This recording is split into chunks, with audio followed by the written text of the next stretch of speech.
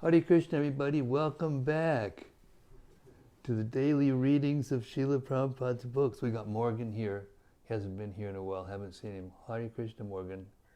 And Pritu Shrava's here, my dear godbrother, who we used to be distributing books together and traveling together and preaching together back in 1977, 76, 75. Yeah. It was nectar, a little blast from the past, remembering the good old days, as they say. Gonna line up a bunch of rocking chairs when you can all sit there. Hey, preacher, remember the days when I remember that day? Yeah. That's what we do when we get old. Unless we're lucky and we can reach Srimad-Bhagavatam and Chaitanya Charitamrita like we are, then we're lucky. Oh yeah. Okay. Welcome to everybody out at cyberspace, wherever you are. Especially to Rati Manjari, if she's there. She's in Vrindavan. Maybe she's listening. And let's hear that beautiful prayer that Srila Sanatana Goswami composed, glorifying the Srimad-Bhagavatam to help us go deeper, fix our minds. Srimad-Bhagavata Mahima Stotram, and it goes like this. Sarva Shastra Dipi Yusha, Sarva Vayaka Satpala, Sarva Siddhanta Ratnavya, Sarva Lokaika Drikprada. O nectar from the ocean of all scriptures, singular fruit of all the Vedas, rich mine of the precious gems of all conclusive truths. You are the only giver of sight to all the worlds. Sarva Bhagavata Prana, Srimad Bhagavata Prabho, Kalidwan Dodita Ditya, Sri Krishna Parivartita. O life air of all the Supreme Lord's devotees, O Master Srimad Bhagavatam, you are the sun risen in the darkness of Kali. You are the exact image of Sri Krishna. Paramananda Pataya, Prema Varshakshadaya Te, Sarvada Sarvasevyaya, Shri Krishnaya Namostume. I bow down to you, who are supremely blissful to read. Your every syllable pours down a flood of prema. You can always be served by everyone. You are Shri Krishna himself. Madeka Bando Matsangin, Madguru Man Mahadana, Man Nistadaga Mad Bhagya, Mad Ananda Namostute. My only friend, my constant companion, my master, my great wealth, my savior, my good fortune, my source of ecstasy, I bow down to you. Asadu sadhu tadayin, Atini chuchata kada, Hanamuncha gadachin mam, Premnarit kantayospura. O bestower of saintliness to the unsaintly, O exalter of the most fallen, please never leave me. Always appear in my heart and my voice with pure love. Om Namo Bhagavate Vasudevaya. Om Namo Bhagavate Vasudevaya. Om Namo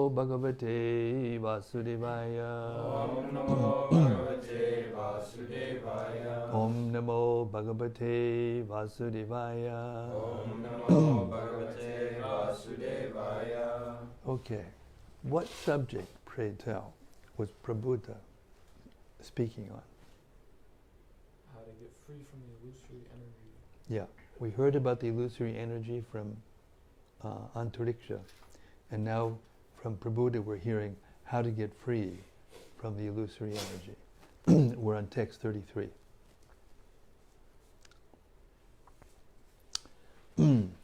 Thus, that means we've heard a lot. Usually when you have thus, that's like the end. Or a point, important point.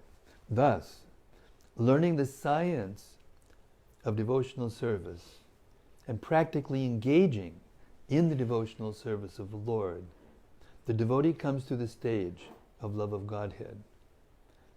And by complete devotion to the Supreme Personality of Godhead, Narayana.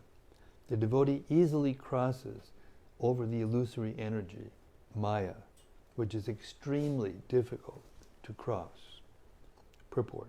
Srila Jiva Goswami has pointed out that mukti, or liberation, which is described in this verse by the words mayam anjas tarati dushtaram, is actually a byproduct or secondary result of pure love of Godhead.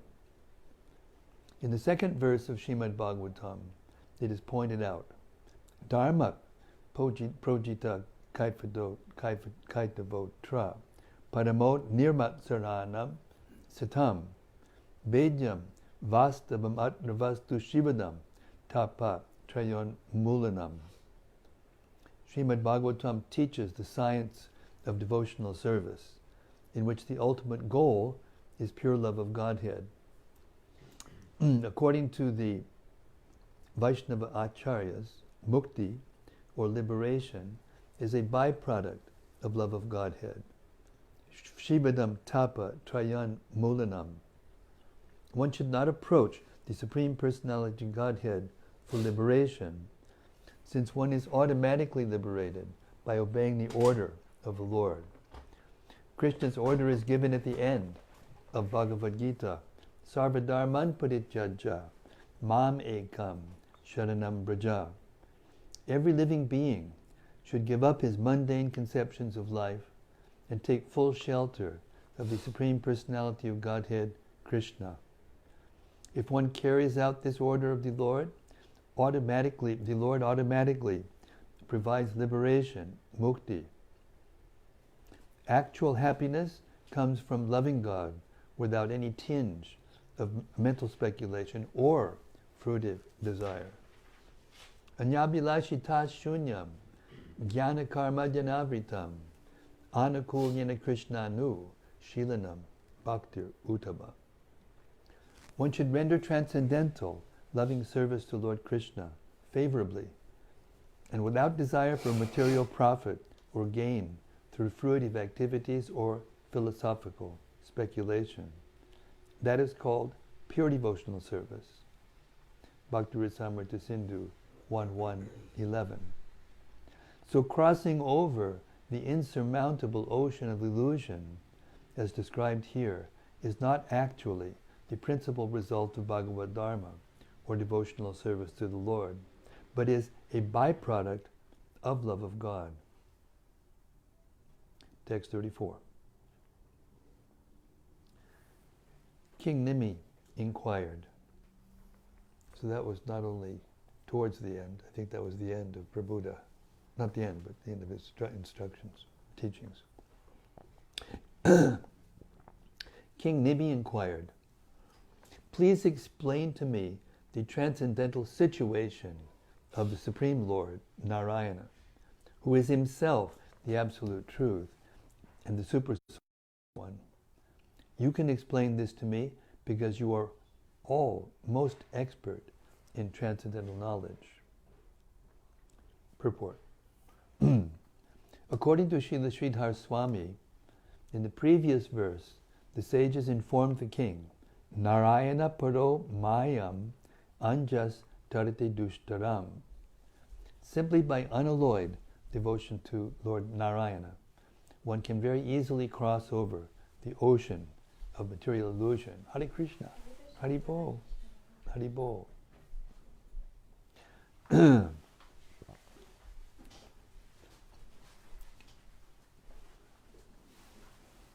Simply by unalloyed devotion to Lord Narayana, one can very easily cross over the ocean of material illusion.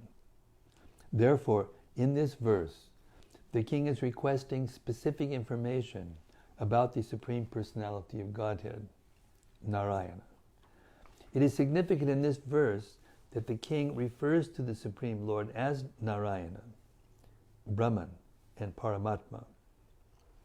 Although King Nimi is already understood to be a devotee of the Supreme Personality of Godhead, by his question, he wants to clarify that the Supreme Personality, that the Personality of Godhead is the highest transcendental truth. In the Bhagavatam 1-11, Vedanti tat vavidas tat vam yad jnanam advayam brahmiti paramatmeti bhagavan iti shabhyate. Learned transcendentalists who know the absolute truth call this non-dual substance Brahman, Paramatma, or Bhagavan. Therefore it is to be understood that the word Narayana in this verse refers to the Bhagavan feature of the Supreme Lord in the spiritual world.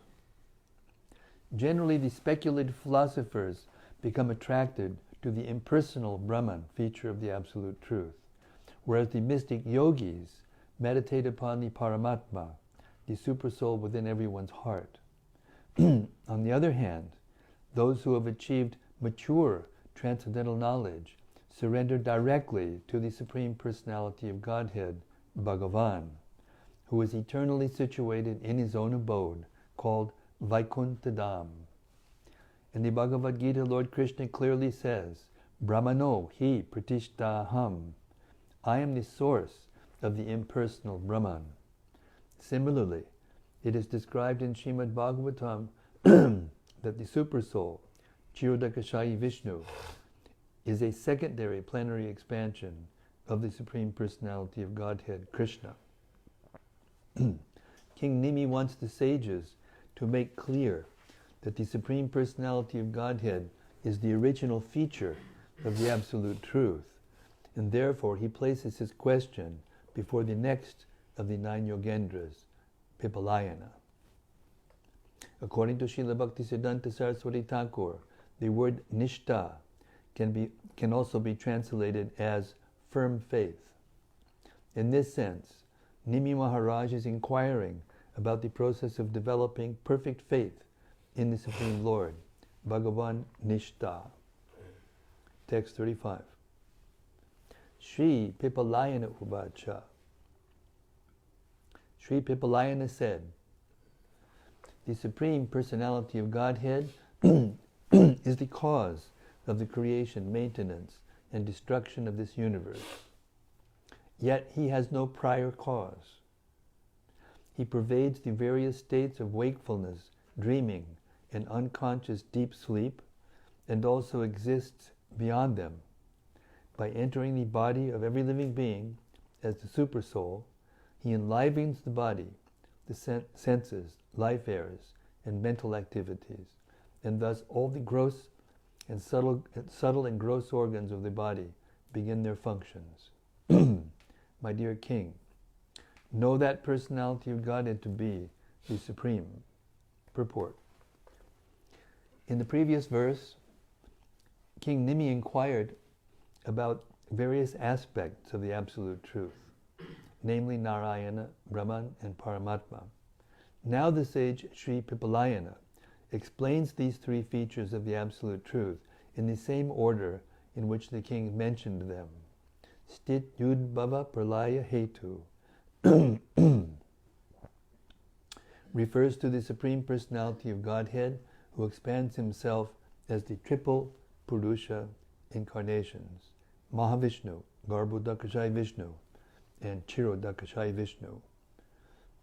As described in the Bhagavatam 1.3.1, Jagrihe Purusham Rupam Bhagavan Mahad Adi Bihi Sambhutam Shodasha Kalam Adau Loka Sisrikshaya.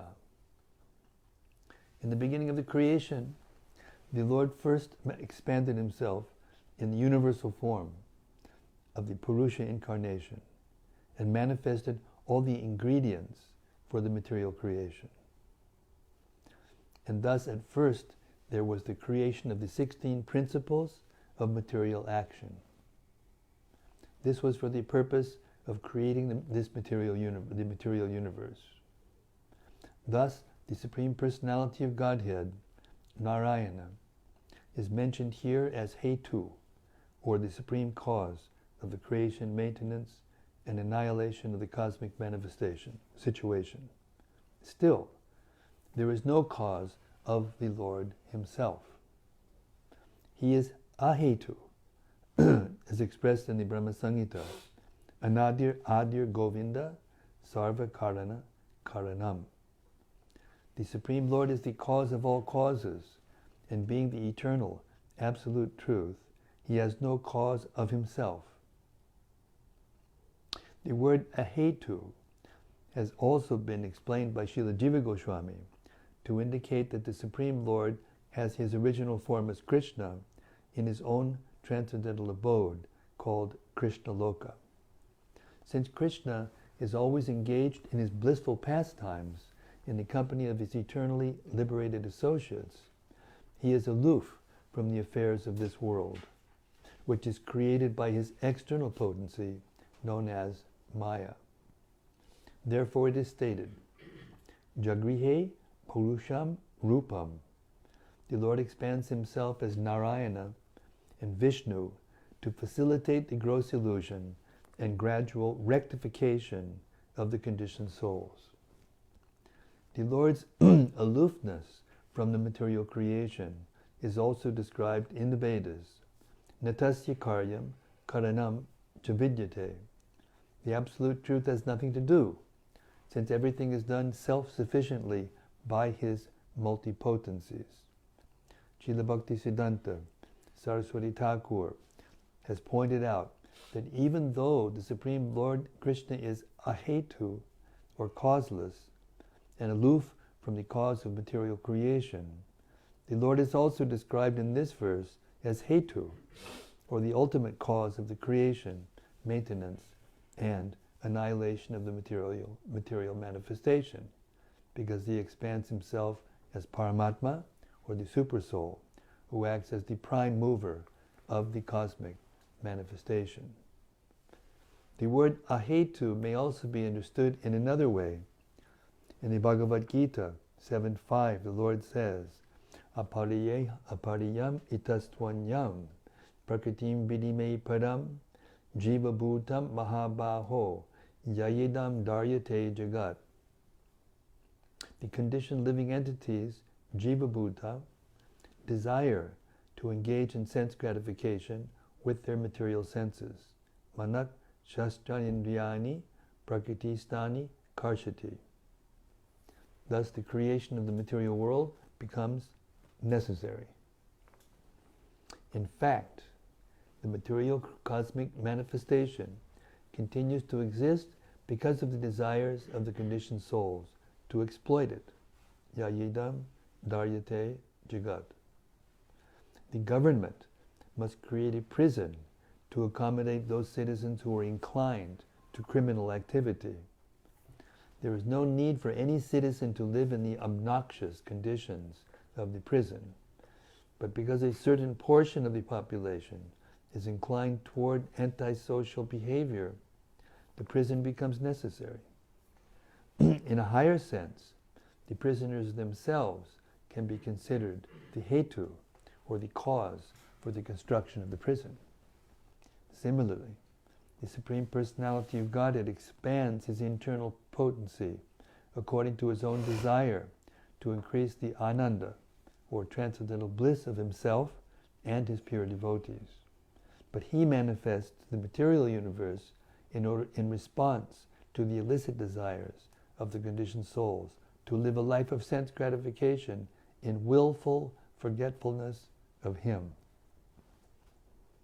Therefore, the conditioned living entities themselves can be considered the hetu, or cause, of the material manifestation.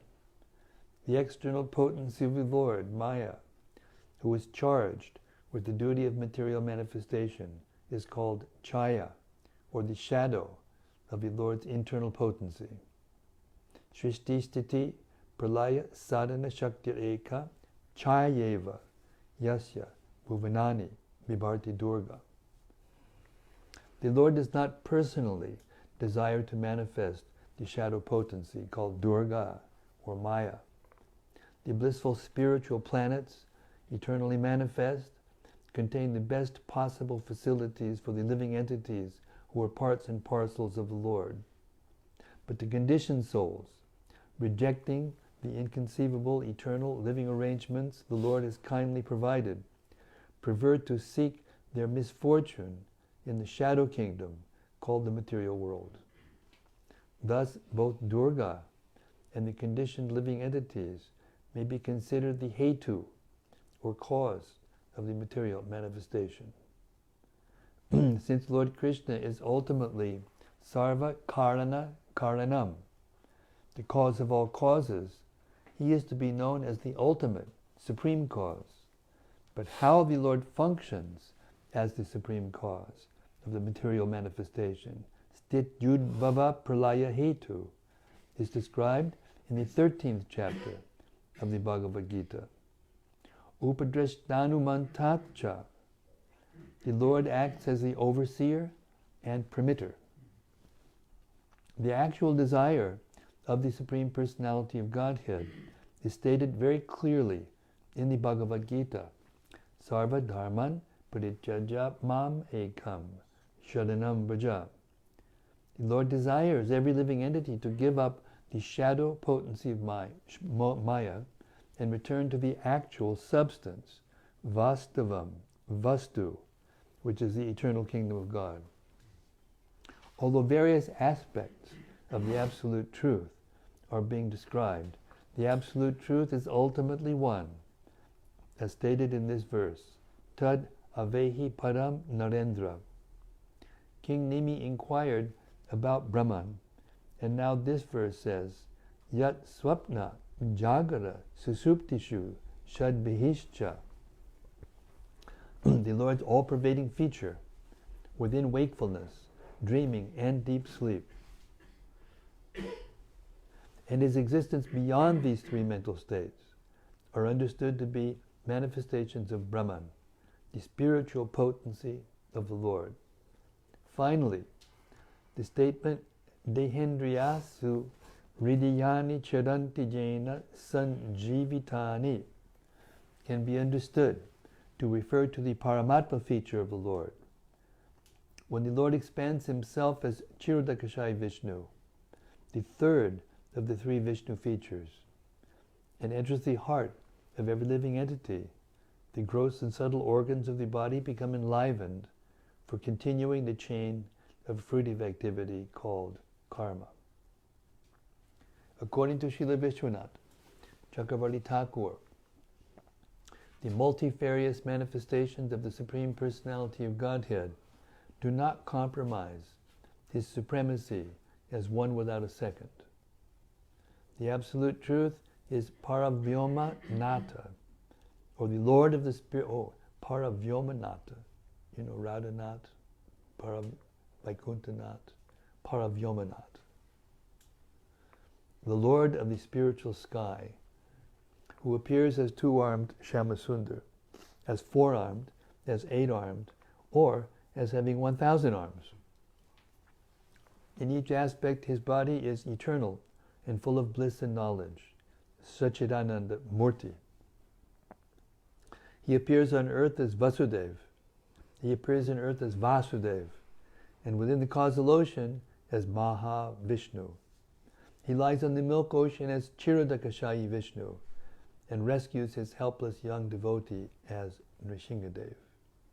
Appearing as Lord Ramachandra, he acts as a perfect king. Well, there's a period there, mistake. Period out. And appearing as Krishna, he steals the heart of everyone, and especially of young beautiful women. All these features of the Lord are indicated by the word Narayana, or the Supreme Personality of Godhead, just as the word president indicates not only the official duties of the president, but his personal family life and long intimate relationships as well. According to the Srimad-Bhagavatam, according to Srimad-Bhagavatam, Krishna's tu Bhagavan Swayam. When one transcends an official understanding of the Supreme Personality of Godhead and comes to the superior status of love of God, one can understand the Lord to be Krishna, the cause of all causes. The innumerable Vishnu expansions of the Lord are also understood to be plenary portions of Sri Krishna. Krishna's tu Bhagavan Swayam. As the Lord Himself states in the Bhagavad Gita, Aham Sarvasya Prabhavo. These points have been explicitly clarified in the 10th canto of Srimad-Bhagavatam, as well as in the opening verse, Om Namo Bhagavate Vasudevaya Janmadyasya Yaton Bayad Itaratarsh Chateshu. Bhagavatam 1.1.1. Text 36. Neither the mind nor the faculties of speech, sight, intelligence, life air, or any of the senses are capable of penetrating that supreme truth, any more than small sparks can affect the original fire from which they are generated. Not even the authoritative language of the Vedas can perfectly describe the supreme truth, since the Vedas themselves disclaim the possibility that the truth can be expressed by words. But through indirect reference, the Vedic sound does not serve as evidence of the supreme truth, since without the existence of that supreme truth, the various restrictions found in the Vedas would have no ultimate purpose. Purport. The small sparks generated by a blazing fire have no power to illuminate the original fire, nor can they burn it. The quantity of heat and light in the original fire is always superior to the quantity found in the insignificant sparks. Similarly, the minute living entity is generated from the internal potency of the Supreme Personality of Godhead, as stated in Vedanta Sutra, Janmad Yasya Yataha, and Bhagavad Gita, Aham Sarvasya Prabhava, Mamaivangsho Jivaloke Jivabhuta Sanatanaha. The minute living entities, being anksha, or sparks of the Supreme Personality of Godhead, can never equal the Supreme Godhead in the quantity of their potency. The quantity of knowledge and bliss in the Supreme Personality of Godhead is always superior. Therefore, when a foolish conditioned soul tries to illuminate the subject matter of the highest truth with his tiny brain, he merely illuminates his own foolishness.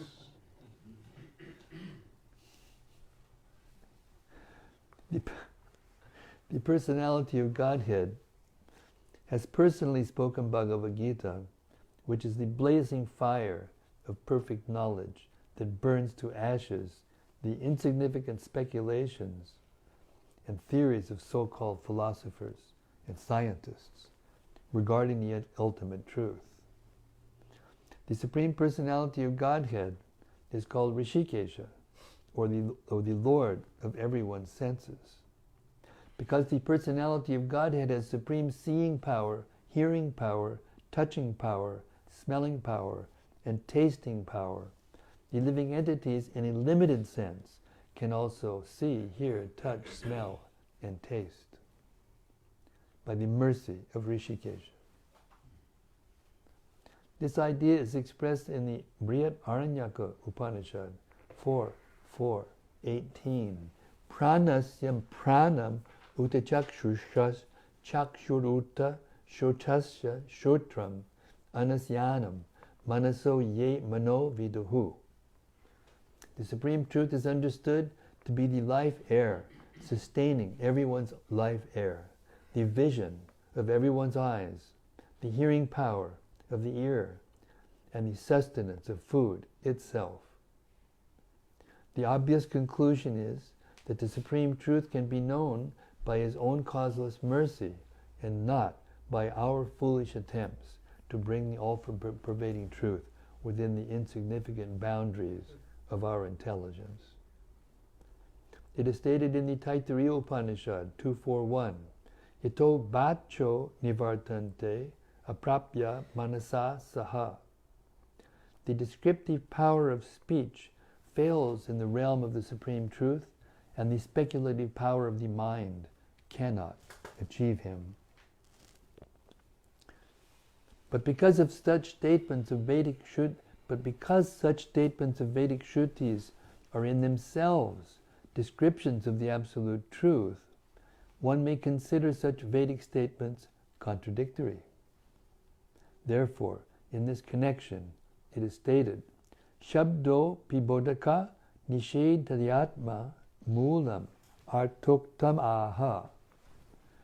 Although the Vedic Shruti, Shabda, forbids us to speculate upon the Absolute Truth, such restrictive injunctions indirectly constitute positive assertions of the existence of the Supreme Living Entity. I'll read that again. It's very important. Although the Vedic Shruti, Shabda, forbids us to speculate upon the Absolute Truth, such restrictive injunctions indirectly constitute positive assertions of the existence of the Supreme Absolute Truth, Supreme Entity, Living Entity. In fact, the Vedic restrictions are meant to save one from the false path of mental speculation and ultimately bring one to the point of devotional surrender. As Lord Krishna himself states in the Bhagavad Gita, Vedaish Sarvar Ahameva Vedya. By all Vedic literatures, the Supreme Personality of Godhead is to be known. The assertion that a particular process, such as mental speculation, is useless, yato bacho nivartante aprapya manasa saha, constitutes an indirect assertion of the existence of the correct path of achieving the Supreme. As Srila Sridhar Swami has stated, Sarvasya Nishidasya Savaditvat. Every negation, every negative injunction is understood to have a specific limit. Negative injunctions cannot be taken as applicable in all cases. For example, a negative injunction is that no living entity can be equal to or greater than the Supreme Personality of Godhead. But Srimad-Bhagavatam clearly states that because of the intense love of the residents of Vrindavan for Krishna, they sometimes assume a superior position. Thus Mother Yashoda binds Krishna with ropes, and the influential cowherd boys sometimes ride on the shoulders of Krishna or to feed him in wrestling. Negative injunctions, therefore, may sometimes be adjusted according to the transcendental situation. Although the Absolute Truth is transcendental to material creation and therefore beyond the scope of material senses, when those same material senses are saturated with love of Godhead, they become spiritualized and empowered to perceive the Absolute Truth.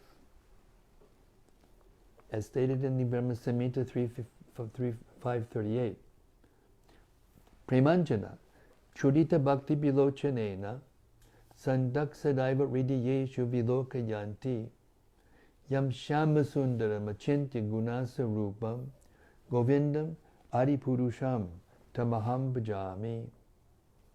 I worship the primeval Lord, Govinda, who is always seen by the devotee whose eyes are anointed with the pulp of love. He is seen in his eternal form of Shamasundar within the heart of the devotee.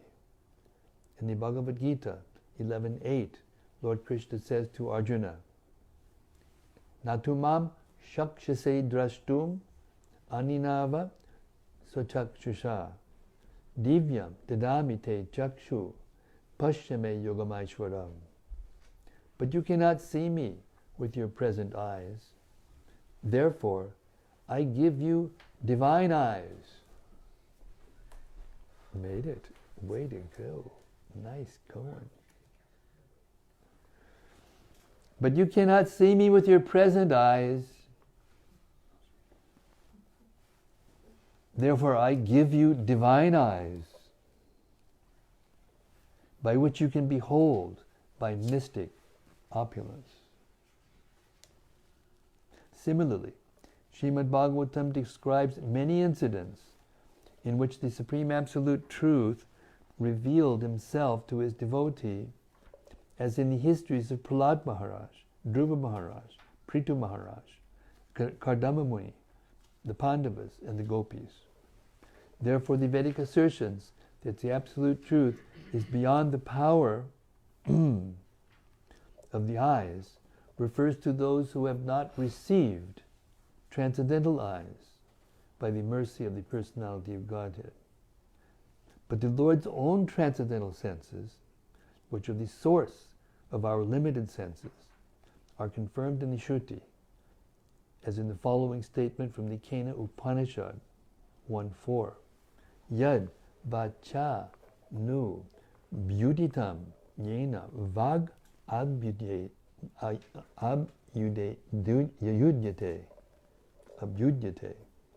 tad eva brahmatvam vidinedam yad idam upasate. Brahman, the Absolute, should be understood to be that which cannot be ascertained by the material power of speech. Speech itself is evidenced by that Supreme Truth. By the statement, Yena Vag, Abhyudyate, our power of speech is expressed by the Absolute Truth. It is clearly expressed that the Absolute Truth has his own transcendental senses. Therefore, he is called Rishikesha. Srila Narada Muni has stated, Rishikena Rishikesha Sevanam Bhaktir Uchate. Our senses cannot approach the Absolute Truth by their own power. But when engaged in loving devotional service to satisfy the Lord of the senses, our limited senses must become connected with the Lord's unlimited senses. And thus, by the Lord's mercy, he can be understood. Srila Madhvacharya has quoted the following statement from the Brahmatarka. Anando nedrishananda ityukte lokatak param pratibhati chabati yatabad darshanam bina. The transcendental bliss of the Absolute Truth cannot be compared to the ordinary happiness of the material world. Similarly, in the Vedanta Sutra, the Absolute Truth is described as Anandamaya, or full of bliss. According to Srila Vishwanath Chakravarti Thakur, in this verse, Sri Pipalayana is more or less describing the impersonal feature of the Absolute Truth. The nine Yogendras were themselves devotees of the personal feature of the Lord. So King Nimi asked his question about the different features of the Absolute Truth to clarify that the personality of Godhead is the source of all the variegated aspects of the Advaya Gyan, or transcendental reality.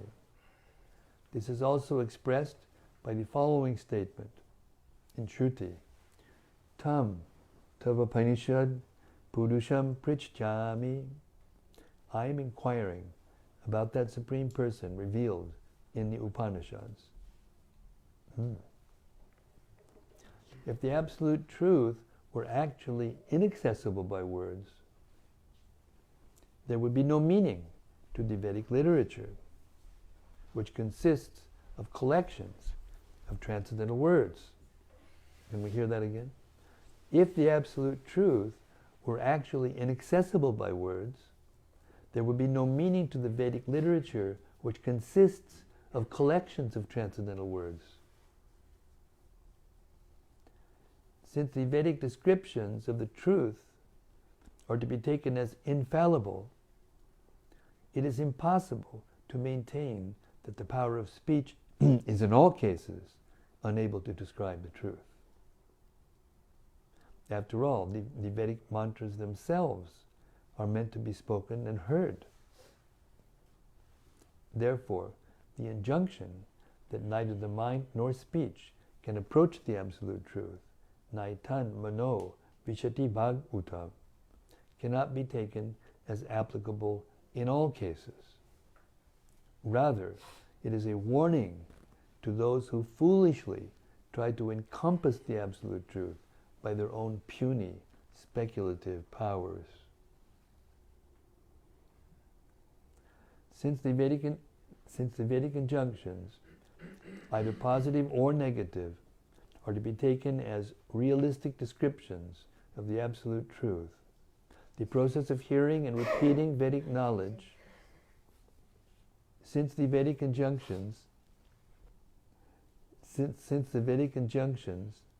either positive or negative, are to be taken as realistic descriptions of the Absolute Truth, the process of hearing and repeating Vedic knowledge, Shravanam, Kirtanam, Vishnu, can be understood as a separate process in which one's hearing and speaking power becomes spiritualized by submissive reception of transcendental knowledge. Wow. You want to go through that again? Who wants to go through that again? Anybody? Oh, all right. Since the Vedic injunctions, either positive or negative, are to be taken as realistic descriptions of the Absolute Truth, the process of hearing and repeating Vedic knowledge, Shravanam, Kirtanam, Vishnu, can be understood as a separate process in which one's hearing and speaking power becomes spiritualized by submissive reception of transcendental knowledge. This process depends upon one's faith in the bona fide spiritual master, who is a devotee of the Supreme Personality of Godhead. Therefore it is stated, Yasya Devi Parabhaktir, Yata Devi Tata Gurao, Tasyaite Katita Yarta Prakashante Mahatmanaha. Only unto those great souls who have implicit faith in both the Lord and the spiritual master are all the imports of Vedic knowledge automatically revealed. Shweta Shvetara Upanishad 6.23. As the Lord himself states in the Harivangsha, Tat Padam Padamam Brahma Sarvam Vibhajate Jagat Mamaiva Tad Ganam Tejo Gyatum Arasi Bharata. That supreme truth, Parabrahman, expands itself into all the variegatedness of this universe. You should know it to be my own concentrated effulgence, O Bharat. The words Gyatum Arasi, you must know it, spoken by the Lord himself, indicate that the Absolute Truth is to be known.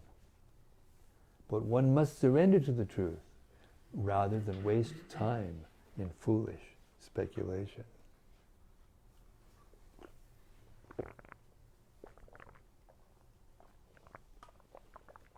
In other words, the only way you can get the Absolute Truth is by submissive oral reception.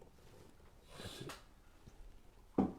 Srila Vishwanath Chakravarti Thakur has pointed out that according to authorized statements of Vedic literature, the Lord's transcendental form is understood to be Brahmamaya, or completely spiritual, with no trace of material contamination. Therefore, in such statements as Nilotpala Dalashamam, the Lord's form is beautifully manifest with the hue of dark blue lotus petals. It is understood that a transcendental dark blue color is being described. Still, the Lord is inconceivably merciful to his devotees. Even though on the neophyte platform, even those on the neophyte platform who are trying to come to the state of love of Godhead, the Lord is inconceivably merciful to his devotees, even those on the neophyte platform who are trying to come to the state of love of Godhead. Therefore, the Lord gradually purifies the senses of a conditioned soul who is trying to understand Him. And eventually the Lord appears before such a rectified servitor.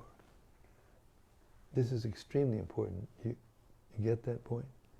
Therefore, the Lord gradually purifies the senses of a conditioned soul who is trying to understand Him.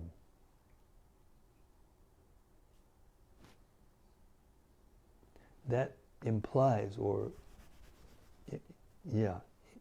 that the hearing must be not passive, not that you just sit there and let it go in. That's part of it. But you have to make a conscious effort to understand what you're hearing. And then when you can't, then you have to inquire. And as you get the answers, and as you submissively receive them, not argue with it all the time, argue, then gradually the Lord appears to you. By that process of trying to understand submissively. According to Srila Vishwanath Chakravarti Thakur, Prakrita Nilotpala Varnatmena Bhaktaya Dhyatam Atadrisham Api. In the beginning, being conditioned by previous materialistic activities, a devotee meditating on the Lord's transcendental form may base his meditation on his experience of material forms and colors within this world. The Lord's transcendental form has nothing to do with material forms and colors. But since the object of this meditation is Krishna, such meditation will eventually be transformed into transcendental experience of the actual form, color, activities, pastimes, and entourage of the Supreme Personality of Godhead. In other words, transcendental knowledge depends not on material logic, but on the pleasure of the Personality of Godhead.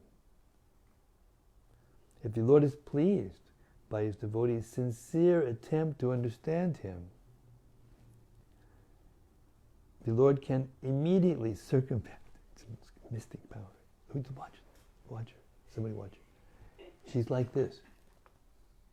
I swear, she's just like this. And she's typing. I'm going like this, you know. And she's like, while she's here. It's mystic. In other words, it takes mystic power to type. No. In other words, transcendental knowledge depends not on material logic, but on the pleasure of the Personality of Godhead.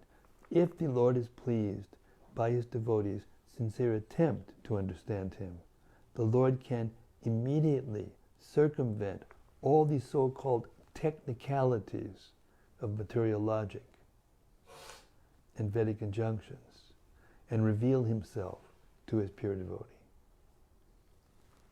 And this is a wonderful paragraph here that we just heard.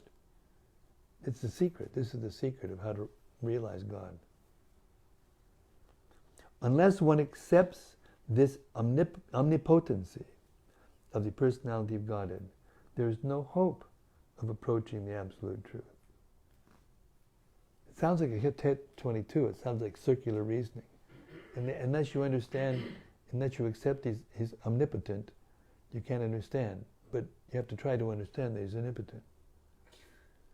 It sounds like circular reasoning, but actually at some point during that process, you have to accept the omnipotency of the Lord. Jiva Goswami says, until you can actually accept that He is achintya, inconceivable, that meaning He can do anything, then you can't actually attract Krishna's mercy to the point where He will reveal Himself to you. And that's the only way you can get that realization. You can't get it by your own strength, by the power of your own austerities and intelligence and speculative knowledge. Therefore, it is stated in the Katha Upanishad 1.3.12, Drishyate Tvagraya Buddhya. The Absolute Truth is seen by transcendental intelligence.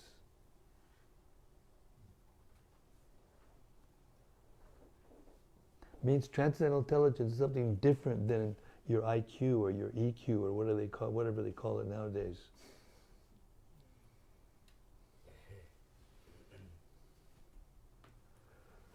Srila Bhaktisiddhanta Saraswati Thakur has pointed out that the knowledge acquired through the interaction of the material senses with the modes of nature is merely hypothetical and not factual. Empirical knowledge deals with our ephemeral experience of the sense objects generated by material nature. For example, there are many wars currently going on. This was written when? I guess there are more material wars going on all the time, because it's still going on. For example, there are many wars currently going on because of a false concept of nationalism. Similarly, there is a conflict throughout the world, and great leaders, world leaders, fight like cats and dogs for the economic development of their countries. Thus, material language is used to designate temporary objects perceived by the eyes, nose, tongue, touch, and taste. This type of language and experience is useless for approaching the Absolute Truth. But the transcendental sound from the spiritual world has a completely different effect. We should not foolishly try to use materially concocted language to include the Supreme Personality of Godhead as an object of the material world. I didn't mean to discourage you from typing. Please don't. The Supreme Lord is completely transcendental and is known as Atma Prakasha, or self-manifested. Therefore, as stated in the Padma Purana, Atak Shri Krishna Namadi, Nabhavid Grayam Indriyahi, Sevan Mukhe Jivado, Swayameva Spurdatyadaha. Material senses cannot appreciate Krishna's holy name, form, qualities, and pastimes. But when a conditioned soul is awakened to Krishna consciousness and renders service by using his tongue to chant the Lord's holy name and taste the remnants of the Lord's food, such a difficult process. The tongue is purified, and gradually one comes to understand who Krishna really is.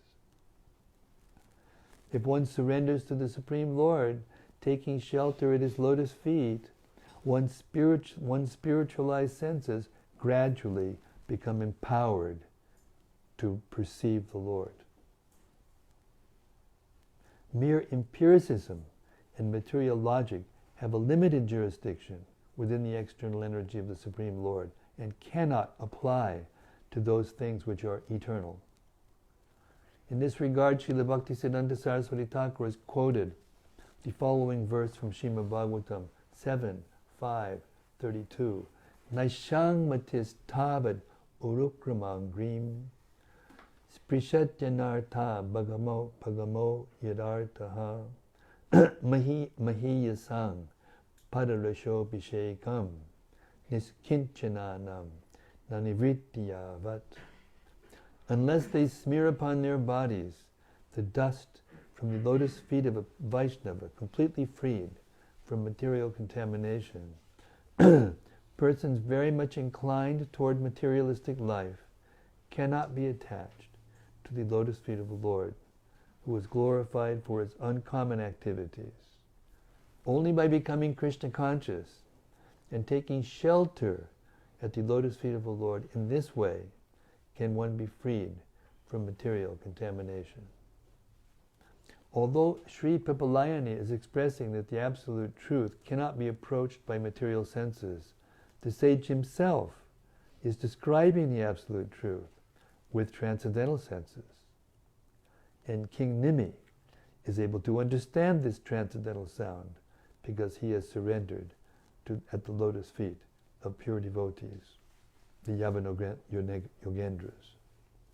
Therefore, one should not foolishly try to understand this verse out of context, in an impersonal way, but should follow the example of King Nimi, who was trying to understand how the Supreme Personality of Godhead is ultimately the source of everything. What a purport. That was a mouthful. Mindful, heartful. Hare Krishna. We'll stop there.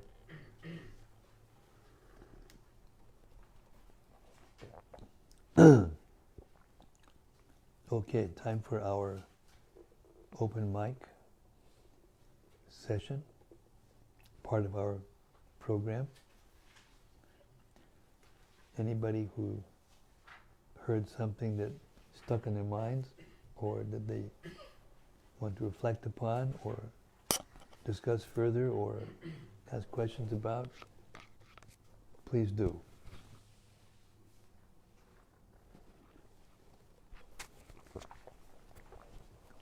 Okay, Prana, you're going to prime the pump. What we heard tonight, what we heard in this last purport, especially about how it's a very personal process.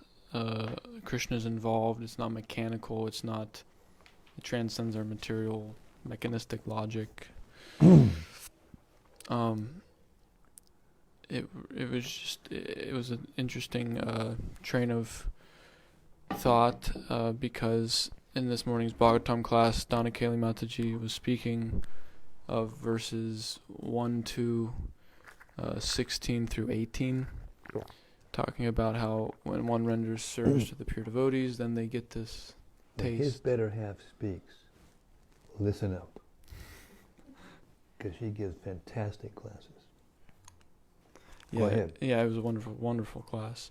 And one of the points she was mentioning was how we have to understand what the process of Krishna consciousness is, that it very much is a personal process. You're rendering service to Krishna's pure devotees, and Krishna's so pleased with that, he gives you this taste for hearing about him, and when one hears about him and chants about him, then he himself purifies the heart, virunoti suhrit satam. So it kind of reminded me of those verses from this morning when we were hearing this section about how the Lord is pleased by his devotees' sincere attempt to understand him. He circumvents the whatever technicalities of material logic and Vedic injunction and reveals himself. And so Krishna himself spiritualizes and empowers the devotees' senses to be able to perceive the absolute truth, perceive himself, basically just by dint of Krishna's own satisfaction with the devotee's sincere attempt. So it's really a matter of the heart. It's really a matter of this personal relationship with Krishna. But one thing has to happen before that. What is it? It said one has to, is it about the guru? First of all, you have to understand that you can't understand by your own gross material senses and mind and your own personal, because then you can hear submissively. So, the conditioned soul is trying in so many ways, and he has to come to the point of understanding, this ain't working, this isn't working, and then he starts to look. Then he starts to look, and then he starts to search, and then he comes to the point where he can actually surrender. Because the surrendering is the issue. And you can't surrender as long as you're thinking you can understand it by your own strength of your own logic and your own intelligence and senses. So in that way, the attempt to do that, which never works, and the kind of bewilderment that comes from that is actually Krishna's mercy. To show us that we can't, that's the point that's being made here in this purport, basically. Yeah, and then Krishna, when he sees you're helpless, you can't do it, but you're approaching him and you're trying to understand him consciously and trying to submit, just that attempt wins him, it wins his heart, it wins his attention, and because he's supremely merciful, then we can understand. And what is that verse in the I think it's in the 11th canto somewhere, where it says that only Krishna chooses you. And this is why does he choose some instead of others? Because they've actually come to the point of realizing that their own senses aren't going to be able to do it. And then they try, they first approach big people, then they approach demigods, and then they approach whatever, and eventually they come to Krishna. Even if they try to think they're God, their own selves, by trying to do that, and they fail there, and all the trouble they go through, eventually they come. That's Krishna's mercy. That's the purpose of the material world, to give us that chance. Therefore, the point was made, even though it's inconceivable to talk about transcendental things with material senses, Pippalayiana was doing that. Because he's achieved that mercy of the Lord. So he's submitted.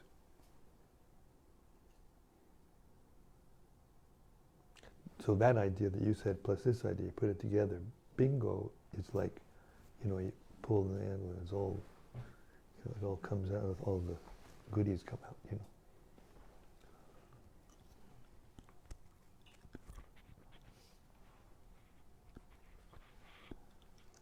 What else? What else? Yes, Jair. Tell us what you've understood over these last couple of days since you surrendered to Krishna. Well, you were Hare Krishna Maharaj. Hare Krishna, Jair. Hare Krishna, everyone.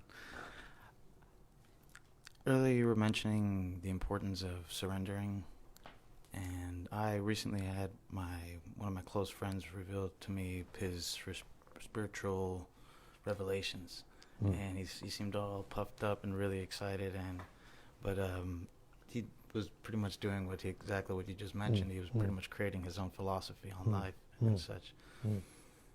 How do I reach out to somebody like that, and how do I prove to him the importance of surrendering and understanding that it's not by the senses, the material gross senses?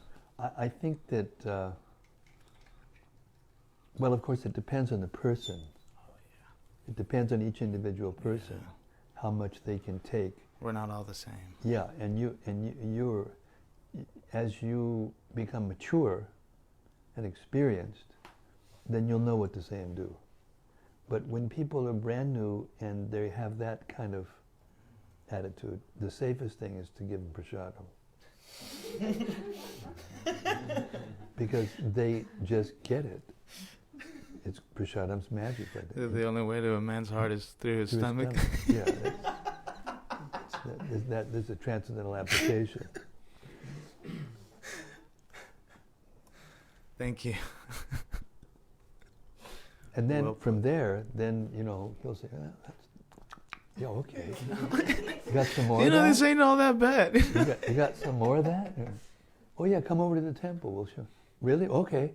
And they come over, and then all of a sudden they walk into a big kirtan, and everybody's dancing and chanting in ecstasy, and they go, wow, this is cool.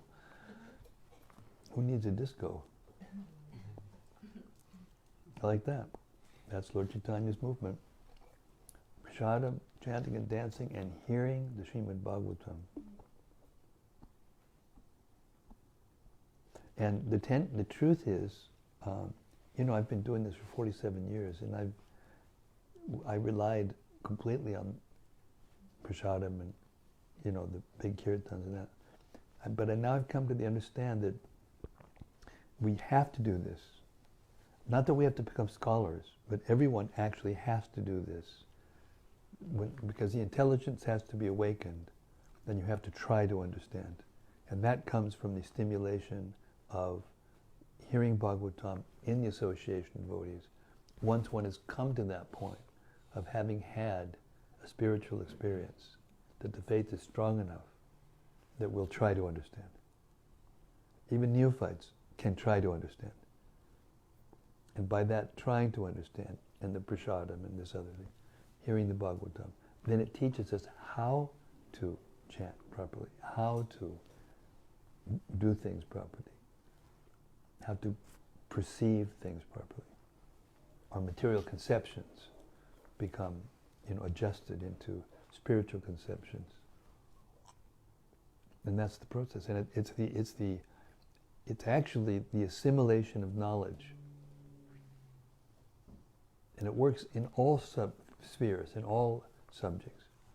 Once you approach some subject, piano, or ballet, or political science, or rocket science, whatever it is, when you first start, you can't get it. But gradually, as you assimilate the knowledge and apply it, assimilate, apply it, assimilate, apply it, along that path of assimilating the knowledge, you actually understand what that thing is. And the more you become familiar with it, then you can utilize it and express, like for instance with a musical instrument, you can express the music going on in your head through an instrument. But you have to have assimilated the knowledge of that instrument and the practical ability to be able to translate what's going on and hear it through the instrument. So it's like a sixth sense. It's always there, but it's not active until Exactly. you start applying it. Exactly. Therefore, it's said that this knowledge isn't something that it's not information content that's outside there, and then you put it inside here, and then you get it, and then you pass a test, and you get your degree. It's already there, and the sound itself awakens it. But there has to be, the resistance to it has to be broken down by spiritual experience. Then one becomes more receptive and more... It's submissive. Yes, exactly. That's exactly right.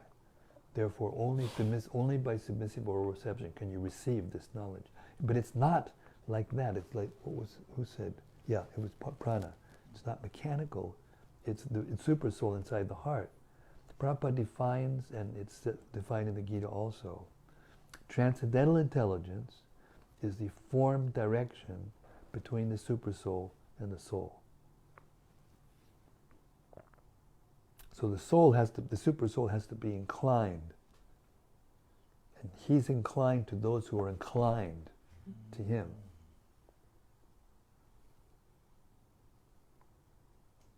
Therefore, once one realizes it, you can't get it by power of your own intelligence. I mean, it seems to us now really obvious and stupid that somebody wouldn't think that. But hey, even us after decades, sometimes something happens and our mind remembers something and we kind of lose track of it. But gradually, we become fixed. And then the material energy, even if it's unpalatable, even if it's painful or whatever, it won't touch us, and we will be happy under any condition. And then Krishna, he sees that, and the more we're like that, the more we'll want to be with him. And even if we are touching something else, it is for the purpose of getting closer to him. And then he says, okay, I want that too. And then he chooses us. Then we can perceive it everywhere.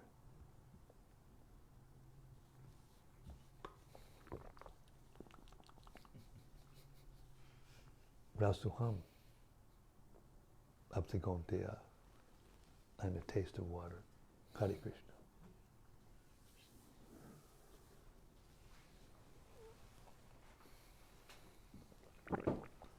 Yes, Sarva.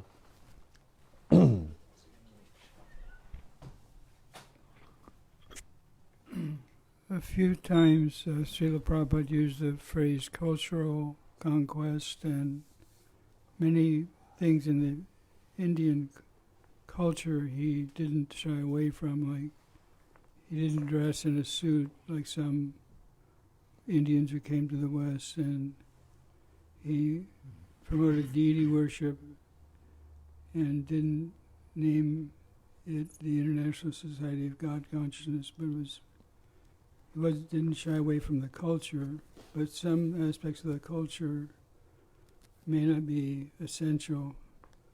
Can you comment on, like, I think for the devotees that preach to scientists, Prabhupada said they could wear suits, but wear tilak or something like that. Well, your spiritual master was a good example of this. You know, maybe it's true, but, you know, Tamal Krishna Maharaj stayed Tamal Krishna Maharaj and dressed exactly, didn't change his dress at all, anytime, even when he went to the conferences and this and that, but because he was so attractive, because he was Krishna conscious and really smart, you know, it didn't make any difference. I mean, we were together in Cambridge, and all these different people came, and they were so touched and so moved. And so I think it depends on the person, and it depends on the person the situation we're in and we're speaking to. But I don't think we should kind of come to the conclusion that, you know, we have to do that, you know, if we're in a certain environment, in a certain, you know, if we're together enough. I mean, Prabhupada never changed his dress, you know, and he talked to, there's these classic, you know, photos of, I think it was the mayor of Geneva, and Prabhupada standing there with his hand like this, like looking very regal, like he's the person, and he's, the other one's like this, you know, and like he's the one that's supposed to have been greeting him, but it turns out when you took the picture's worth 1,000 words, you know, so you could see that. So I think that, I mean, I have this experience of traveling over in so many years now, and my experience is that if you're comfortable in your skin, right, really comfortable in your skin, especially nowadays. I mean, even the biggest presenters from news and sports events and stuff, some of them have just bright, shiny, shaved heads, and they look like, you know, like, what do they call those? No. When they wish over the crystal balls. They look like, you know, crystal balls. I don't know the name of all of them, but I've seen a couple of them. So, and it's like that. And some people have, like, even the biggest sporting people. And when I was growing up, he was a professional athlete. You could never do that. It was not possible. Now they have dreadlocks down to here. They got their football helmet on, and they got this thing hanging out, you know, their back, and, you know, so everything's changing. It's all kind of melding together, you know, and you know, even now, you know, I saw that there's one, what are they, hijab? The ladies wear their head in the Islam, the hijab. Now there's even, you know, huh? Yeah, it goes, and they actually have, now there are politicians that are like that, and there's models that are like that, and it's like, so I think that we kind of restrict ourselves unnecessarily rather, if we take that track, thinking that we have to look like them or be more like them in order to attract them. We've become so comfortable in our skin, looking like this and being like this, and after a few minutes of talking to us, the external thing will go away. That's my experience. And that will take time, both individually and collectively. We can't expect, I just heard Prabhupada talking to Professor O'Connell and a couple of his friends in Toronto in 1976. And they were asking this kind of same question. And more or less Srila Prabhupada was saying that don't expect that, you know, the masses of people are going to be able to do what we're doing right now. It's only for a few people. Don't think that the measure of whether we're successful or not is if we get over 50% or something like that. Prabhupada said even if 2%, 5% become like this, then the world will change. And it is changing. It is changing as a result of the kirtans that are going all over the world. All of these melas and kirtans and deity worships going on, and now Mangalarti is going on constantly somewhere or another,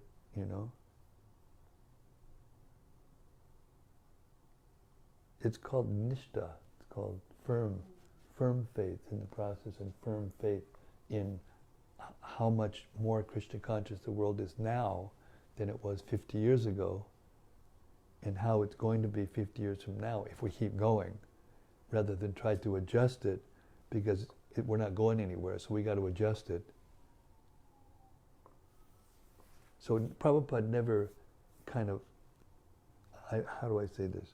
Prabhupada never demanded that we look like this, but when we look like this, he would be very pleased. He likes it. He'd like it. Remember that one time when Jayananda came into the room in L.A. and he was just fresh tilak and looking beautiful with his, saffron cloth, and Prabhupada looked at him and said, "Oh, Jayananda looks like he came from Vaikuntha," and he was very happy.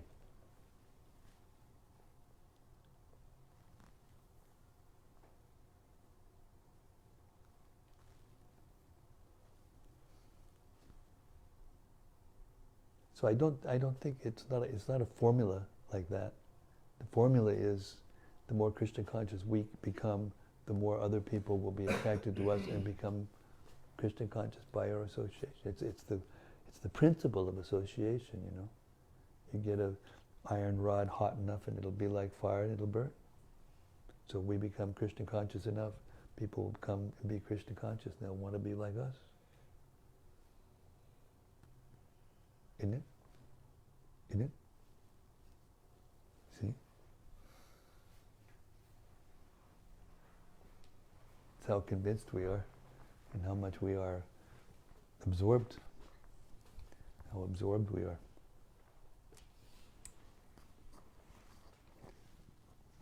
Who else? Shweta Dweep has a comment. Shweta Dweep? The Shweta Dweep? Boy, we miss you, Shweta Dweep. Too much. Your daughter came and now you don't pay any attention to us. Of course, at least you're watching, so Hare Krishna. Thank you. Okay. He says, in purport to verse Bhagavad Gita 14.1, Prabhupada says that, quote, if one understands this chapter through the process of philosophical speculation, he will come to an understanding of devotional service, end quote. And then the question, how do we understand this in reference to verse 36, where it is mentioned it cannot just be used to realize? In context. Everything has to be put into context. When Srila Prabhupada says, by understanding this through mental speculation, he doesn't mean mental speculation like that kind of mental speculation. He means by understanding it philosophically. Context. You have to contextualize everything. Every time you see the word speculation, it doesn't necessarily mean that kind of mental speculation. It means if you properly understand by reasoning this chapter on the modes of material nature, then you can see the modes of nature and you can see yourself and you learn how to behave and see and behave, how to think. Conceptions change. You can't understand it by mental speculation. So you have a whole 18-volume set that tells you don't mentally speculate and make things up. And then he uses in context that statement, which means you have to understand this with your intelligence, with your subtle body, you have to understand it. So it has to be contextualized. Then you can understand.